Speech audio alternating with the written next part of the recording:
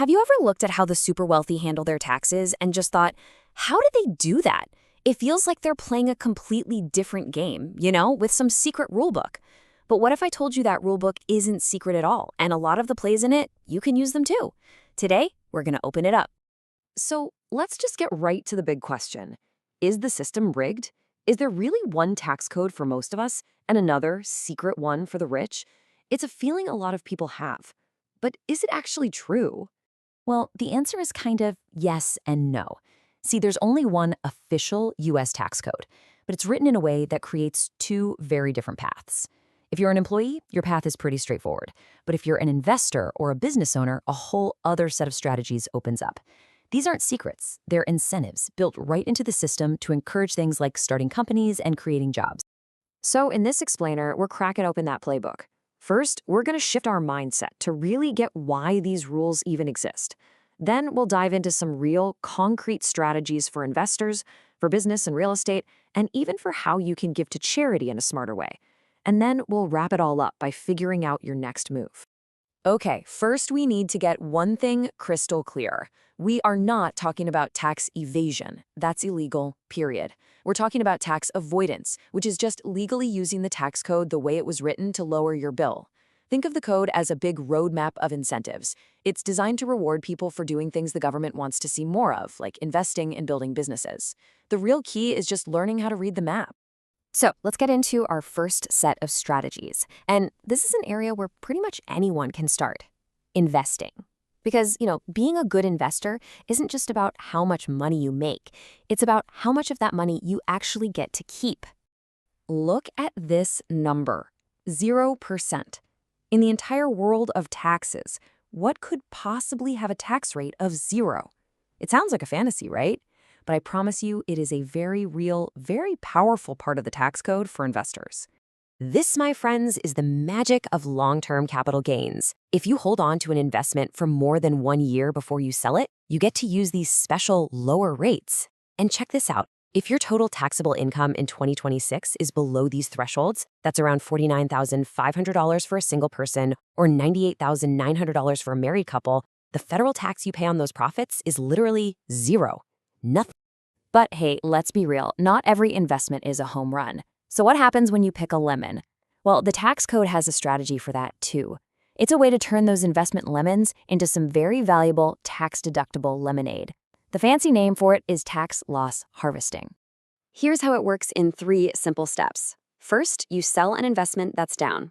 Second, you use that loss to cancel out the gains from your winners, which, boom, lowers your tax bill. You can even use up to $3,000 of those losses to reduce your regular income. Third, and this is super important, you reinvest that money into a similar but not identical investment to stay in the market. Why not identical? You got to avoid something called the wash sale rule, which stops people from selling a stock for a loss and buying it right back just for the tax break. All right, let's talk about one more investing play, and this one is a serious game changer. It's called Qualified Small Business Stock, or QSBS.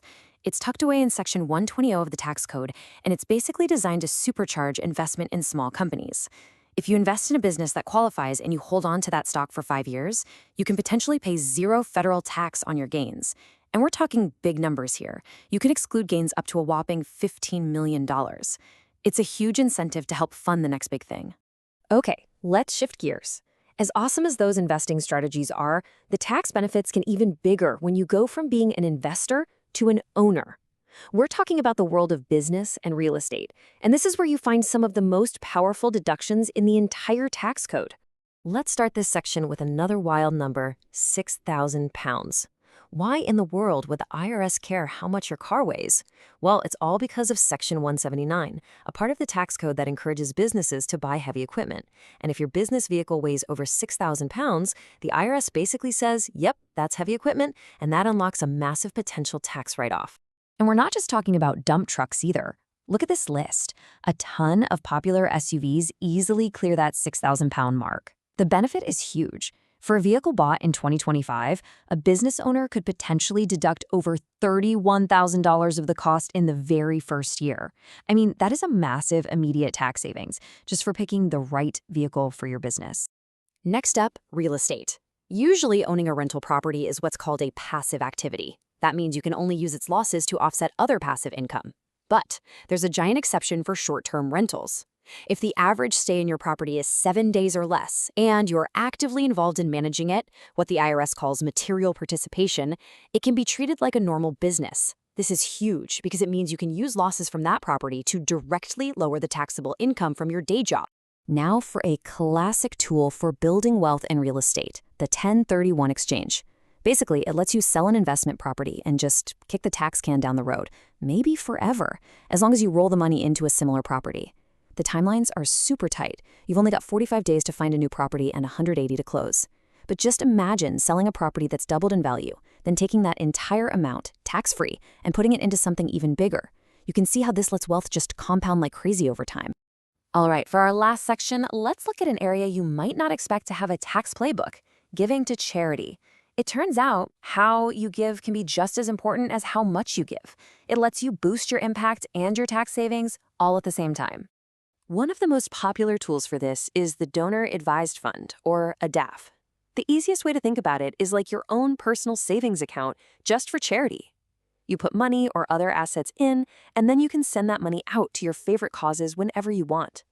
But here's where the real magic happens. The smartest way to fund a DAF is with an investment that has gone way, way up in value, like a stock. And here's why it's a total win-win-win. First, you get a tax deduction right away for the full current value of the stock. Second, since you donated it instead of selling it, you pay zero capital gains tax on all that growth. And third, the money inside the DAF can be invested to grow tax-free, which gives you even more money to donate later. It's an incredibly smart way to give. Wow.